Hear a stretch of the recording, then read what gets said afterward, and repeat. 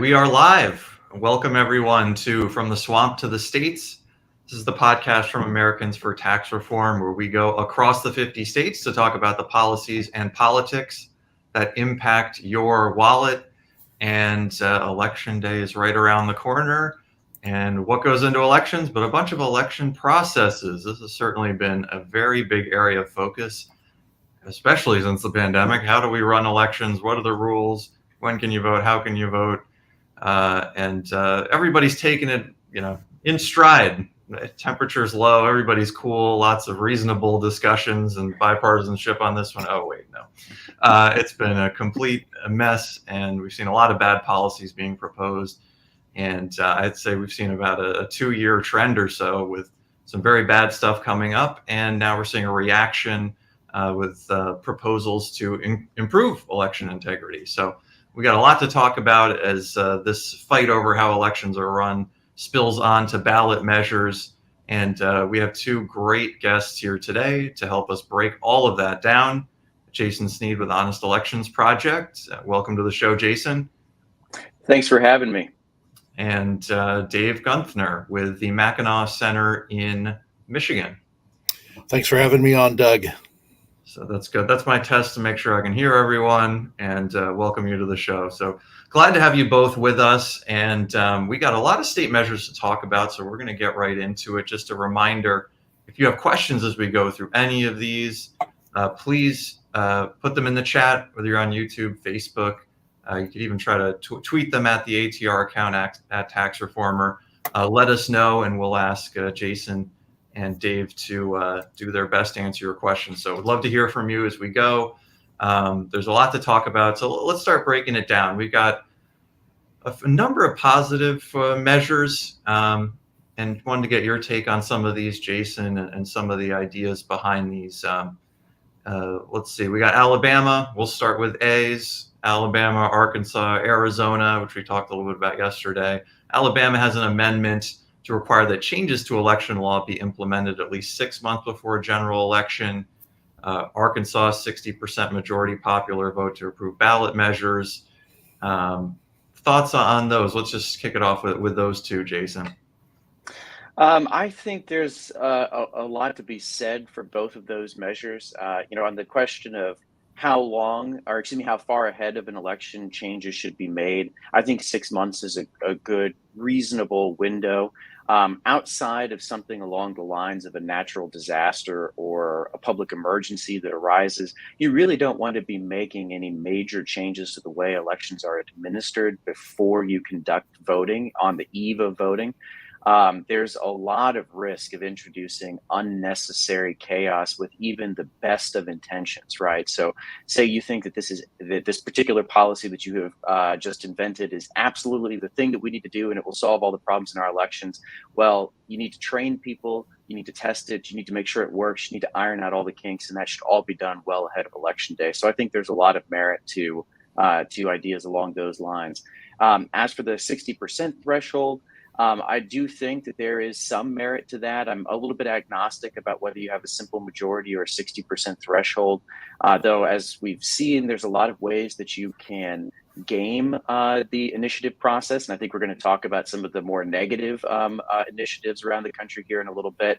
So there might be some merit to that 60% threshold as well.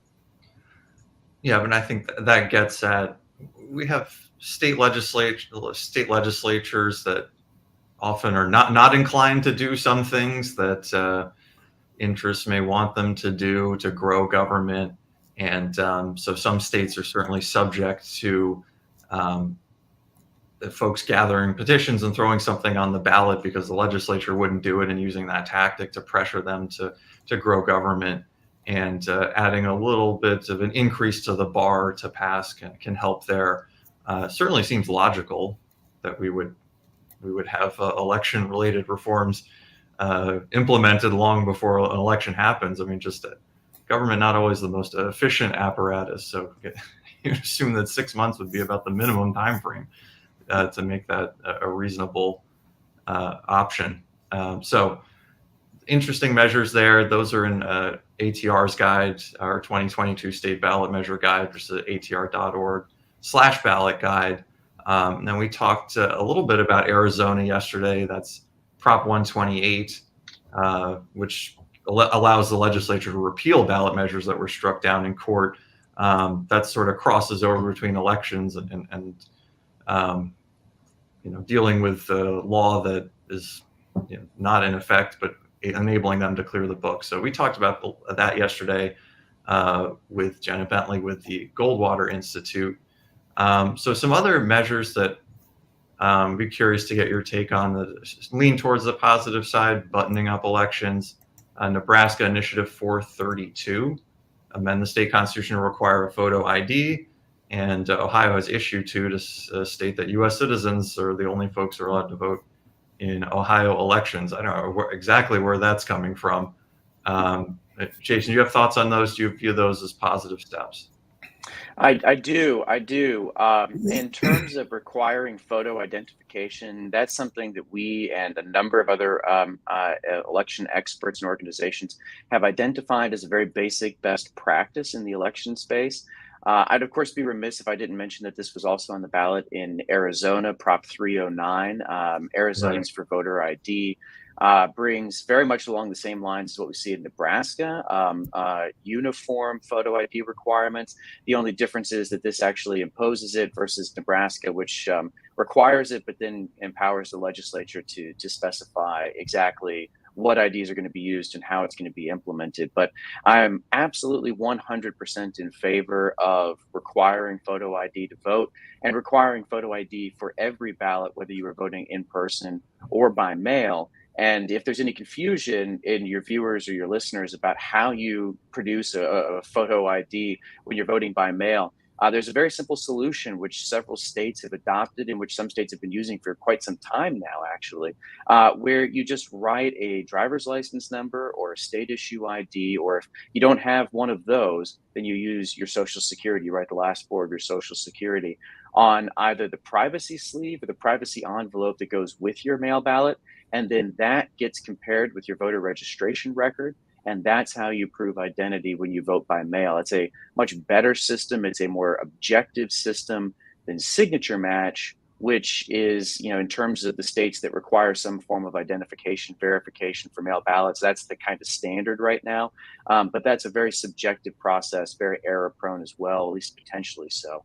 So I'm all for photo identification requirements. And then on the non-citizen piece of this, it's really an alarming trend that we have seen in the last probably few years, where groups on the left have been pushing to enfranchise non-citizens to vote in primarily at this point local races. But there are at least 15 jurisdictions across the country, including some major cities like San Francisco and New York, that have enfranchised, or in New York's case, attempted to enfranchise non-citizens. The New York law would have handed the vote to 800,000 non-citizen residents illegally in the country or legally. There's no distinction as long as they live in the city for 30 days, which is an absolutely wild law that was challenged and a court has enjoined it.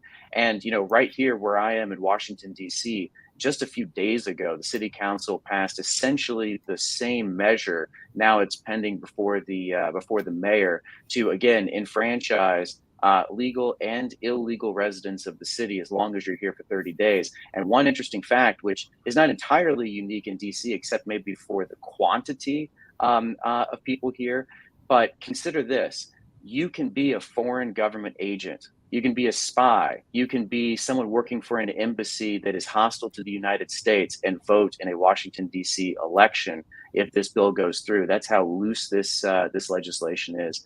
So I am all for states proactively doing this sort of thing, looking at their laws and their constitutions and making sure that only citizens are able to vote in state and local races. It's illegal under federal law to vote in federal elections, but we need to make sure that we've got appropriate protections for state and local races as well. And incidentally, that's also very popular. We see in polling that almost 90% of Americans say that you should have to be a citizen to vote.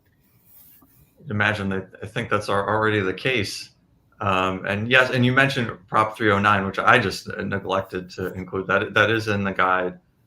Requires date of birth and voter identification for mail-in ballots and photo ID in person. So definitely needed to flag that as well. Okay, well let's switch to the rough one, honestly. Michigan, Dave, Proposal 2 seems to include everything. If I read it, we'd probably run out of our remaining 15 minutes of time. But bans photo ID, requires no excuse absentee voting, requires funding drop boxes, government paying for stamps. What else am I missing? There's The a whole bunch of constitutional amendment. stuff. Yeah. What I think if you're looking for why conservatives would be skeptical of Proposition 2 beyond the individual provisions in it, I think one of the main arguments is looking back at the Michigan Constitution of 1963. There was one paragraph related to voting, and it was basically the Michigan legislature shall set all rules for fair elections, and left broad discretion for legislature to determine what the election laws of the state look like. That started to be rolled back in 2018 with the passage of the Voters Not Politicians Proposition 3. Proposition 2 would take 21 different provisions in state election law and embed them in the Michigan Constitution, which you're going to go from one paragraph to 18 paragraphs in a 4-year period related to elections, and would fundamentally shift the management of elections in the state away from the state legislature and to the judicial branch.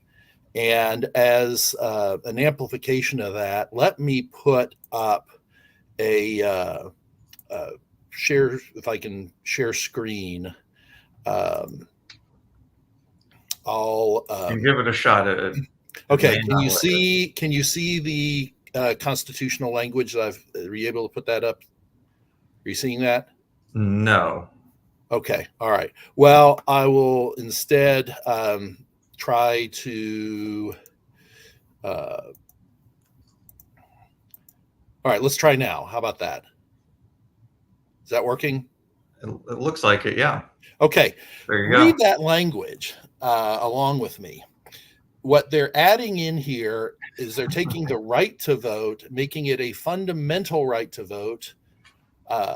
And then beneath that, they're adding no person shall, 1, enact or use any law, rule, regulation, qualification, prerequisite, standard, practice, or procedure, 2, engage in any harassing, threatening, or intimidating conduct, or 3, use any means whatsoever, any of which has the intent or effect of denying, abridging, interfering with, or unreasonably burdening the fundamental freedom to vote.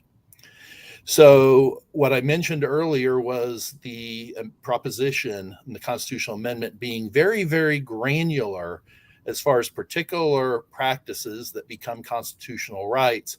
But then again, you look here and you are creating an almost unlimited cause of action for anyone to challenge any change to election procedure, either locally or at the state level. Because you look in the next paragraph, any Michigan citizen or citizens shall have standing to bring an action for declaratory, injunctive, and or monetary relief to enforce the rights created by this Part A of subsection 4.1 on behalf of themselves. Those actions shall be brought in the circuit court for the county in which a plaintiff resides. Translation, you can shop for a venue to get any law you don't like struck down. If the plaintiff prevails in whole or in part, the court shall award reasonable attorney's fees, costs, or disbursements. As a general rule, I don't like giving judges free rein and the ability to intervene without clear direction as far as how they're supposed to mediate a dispute. But yet that is exactly what is being done in this proposed constitutional amendment. Which is, and I did not even had any awareness of that. So you've made a terrible proposal even worse, Dave. This is pretty awful. I mean, and Jason, this seems like the kind of wish list of loose election parameters that was drawn up in a lab somewhere, and now it's up for an up or down vote, and it's an amendment. So Can I correct you, Doug? It wasn't written in a lab. It was written in the rooms of left-wing election groups who saw what the Secure My Vote ballot committee was trying to do and programmed the opposite of it into a constitutional amendment that would naturally take precedent over what the Secure My Vote petition was trying to achieve. Yeah, well, 100%. And so, Jason, I mean, this seems like a lot of the bad stuff you've been addressing. Is there anything missing from this that is bad? What are the consequences? I mean, Dave did a great job talking about some of the far-reaching consequences here. I mean, what are the problems with this in your view? Well, there's a lot of problems, but the first and the most immediate one that I've been talking to folks about is that Prop 2 bans requiring photo ID when you vote, both in person and by mail. And Promote the Vote has concocted a measure which, in all candor, credit where credit is due. They are very clever and they are very smart, and they figured out a way to put this on the ballot so that they will be able to block Secure My Vote, as Dave mentioned, Mhm. but also be able to tell people if you vote for this, then you are voting to preserve voter ID. And so there's a lot of misleading messaging that's going into this. But the bottom line is that Prop 2 will ban photo ID. And here's how. So Michigan law already on the books right now says that when you go to vote in person, you can be asked to show a photo ID, and most people do. But if you don't have one on you, for instance, then you can sign an affidavit, just a statement that says, I am, Jason Sneed, and then you can vote, right? You vote a regular ballot. There's no requirement that you go back and you show ID. There's no requirement that you go back and show a utility bill or a bank statement or anything else. What they've done is they've taken that, they've lifted that language out of the statute, and they are putting it into the Constitution, which means that, if this passes, henceforth, it will be unconstitutional for anyone to actually require that you show a photo ID when you vote. So they're blocking, strict photo ID laws in Michigan, which means that Secure My Vote will be blocked and cut off at the pass. That's the kind of game that they're playing here, and they've concocted this strategy so that they can tell people this is an election integrity measure when it's actually designed to prevent an election integrity measure from being implemented. And the other clever thing that they're doing is they're juicing mail voting by creating a permanent absentee ballot list. So once you get on that, you receive a mail ballot in every single election in perpetuity until you don't vote for 6 years or you request to be removed from the list. So gradually over time, what we've seen historically in other states like Arizona, for instance, when you create these permanent mail lists, you start to see more and more people voting by mail. Well, the other thing that they do with Prop 2 is they lock in the Constitution a requirement that you must only use signature matching for those ballots, which is, as we pointed out before, is a less secure and subjective system. And Secure My Vote has provisions that would bring exactly the same sort of photo ID requirements we discussed earlier to mail ballots as well. So again, cutting it off at the pass. So gradually over time, I think their ambition here is to shift elections towards mail, get rid of photo ID requirements for those altogether, right? Block those altogether, and then lock in this very loose voter identification statute for in-person voting. So I think that's the number one most important thing. But something else that it does, a few other things that it does actually. Dave's absolutely right. There's a lot in there on the legal side that will effectively turn election law in Michigan into a one-way ratchet, and they will be able to use the courts to constantly twist the law more and more to the left. It will be very difficult to strengthen election integrity under the terms of those causes of action. It also requires drop boxes be deployed throughout the state for 40 days, 24 hours a day. And so far as I can tell, the only requirement that they be secured is that you call them secure. There's no requirement in there that they be monitored with video surveillance. There's no requirement that they only be available or accessible during regular hours, routine hours. So an insecure requirement there. And it also locks in a constitutional right for election administration offices to receive private funding, which some of Right. us on in the movement call Zuck bucks. But nevertheless, it locks that into the Constitution. And the only thing that these offices have to do is disclose that they receive the funds. There's no other accountability or oversight mechanism that's built in. So you're right. There is a lot in this measure that folks should be very skeptical of. To Jason's point regarding photo ID, how the constitutional amendment works if it's adopted is I'm registered to vote here in Ingham County. Jason Sneed can show up at my local township, say, I'm David Gunther. I'm here to get my absentee ballot. The poll worker can request that he show a photo ID, and Jason can say, I don't have one, but I'll sign an affidavit of identity that I am him. They provide him the affidavit of identity. Jason Sneed signs, I am David Gunther. At that point, when he turns that in, the election clerk gives him an actual ballot, not a provisional ballot that's held off to the side for the voter to come in later with photo identification proof that, yes, I am in fact him, Right. but that ballot goes directly into the ballot box with everyone else's, and it gets counted. And if it is later determined when David Gunther shows up at the polling place and my ballot's already been cast, what recourse do I have? Because they're not going to have evidence that they can use to determine, oh, Jason Sneed falsified a government document in the form of the affidavit of identity and affidavit of my ballot. So you're creating a system where bad actors can disenfranchise actual voters in the state of Michigan through the affidavit of identity process that is being embedded in the Constitution if this proposal passes. Is there a good model state on how to do mail-in ballot verification, Jason? Yes, there's a couple of states. Georgia has a very good voter identification law that they passed last year as part of SB 202. It utilizes voter identification numbers. So again, you use your driver's license number or a state issue ID, or if you don't have one of those, then you use the last four of your social, and that gets compared to your voter registration application. And then that becomes the system that you use to verify identity. It's a very objective standard, much better than signature.